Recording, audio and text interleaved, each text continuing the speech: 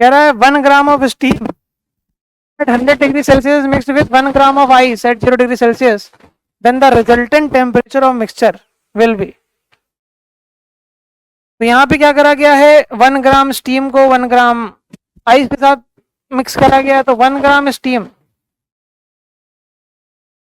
100 degree Celsius पे जो है उसको अगर कन्वर्ट करा जाए 1 ग्राम वाटर पे जो कि 100 डिग्री सेल्सियस पे है, तो कितनी हीट की रिक्वायरमेंट होगी? तो ये हीट की रिक्वायरमेंट होगी 540 कैलोरी। सही है, 540 कैलोरी की हीट रिक्वायरमेंट होगी। उसके बाद अगर हम लोग आइस के लिए बात करें तो आइस अगर मेल्ट होगी कंप्लीटली, 1 ग्राम ऑफ आइस अगर मेल्ट होगी कंप्लीटली मेल्ट होगी तो उसको कितना चाहिए? 800 कैलोरी, है ना? कितनी हीट चाहिए? 800 कैलोरी चाहिए। तो यहाँ पे इसको 800 कैलोरी हीट की रिक्वायरमेंट है, इसको अगर मेल्ट होना है तो यहाँ पे तो ये जो अगर ये स्टीम वाटर में कन्वर्ट होगा, है ना, तो ये कितना दे पाएगा? 540, है ना, 540 दे पाएगा। ठीक है, उसके बाद अगर अब ये वाटर बन गया कितने पे? ये वाटर बन गया 0 डिग्री सेल्सियस ऑफ वाटर बन गया।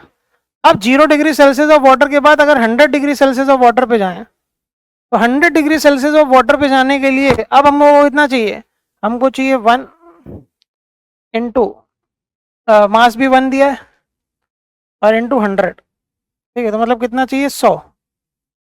100 कैलोरी की हीट और चाहिए, है ना, 100 कैलोरी की हीट और चाहिए। ठीक,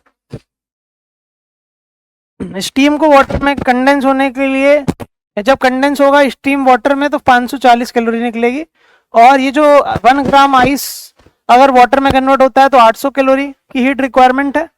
और उसके बाद ये जब अगर 1 ग्राम वाटर जो है 0 डिग्री सेल्सियस वाला 100 डिग्री सेल्सियस पे जाएगा तो 100 कैलोरी की रिक्वायरमेंट है। तो ये भी 100 डिग्री सेल्सियस पे आ गया और ये भी हमारा 100 डिग्री सेल्सियस पे आ गया। ठीक है, और इसने इसकी हीट रिक्वायरमेंट कितनी आई? 900 कैलोरी, और ये अभी हीट कितनी दे रहा है? 540 कैलोरी। ठीक है, ये कितनी हीट दे रहा है? 540 कैलोरी हीट दे रहा है। ठीक, अब इसके टेम्परेचर को और बढ़ने के लिए, इसके टेम्परेचर को 100 डिग्री से चेंज होने के लिए और हीट की रिक्वायरमेंट होगी, है ना। 540 तो चाहिए, है ना, ये तो 540 रिलीज कर रही है, और यहाँ पे क्या है कि अब इसका टेम्परेचर 100 डिग्री सेल्सियस हो गया। अब इसको 100 डिग्री सेल्सियस से टेम्परेचर को चेंज करने के लिए कितनी हीट चाहिए? तो इस 100 डिग्री सेल्सियस वाले पानी को, ठीक है, अगर वेपराइज होना है कितना चाहिए होगा? तो इसको चाहिए होगा हमारे पास 540 कैलोरी की हीट, 540 कैलोरी की हीट चाहिए होगी, 540 कैलोरी की हीट चाहिए होगी। ठीक है, और ये जो स्टीम है वो कुल मिला के 540 दे रहा है, तो क्या इसका टेम्परेचर कभी चेंज होगा? नहीं चेंज होगा। तो इसका जो फाइनल टेम्परेचर रहेगा वो हमेशा क्या रहेगा? 100 डिग्री सेल्सियस। ठीक है, क्या रहेगा फाइनल टेम्परेचर? 100 डिग्री सेल्सियस रहेगा। ठीक, तो क्या इसमें कोई समस्या?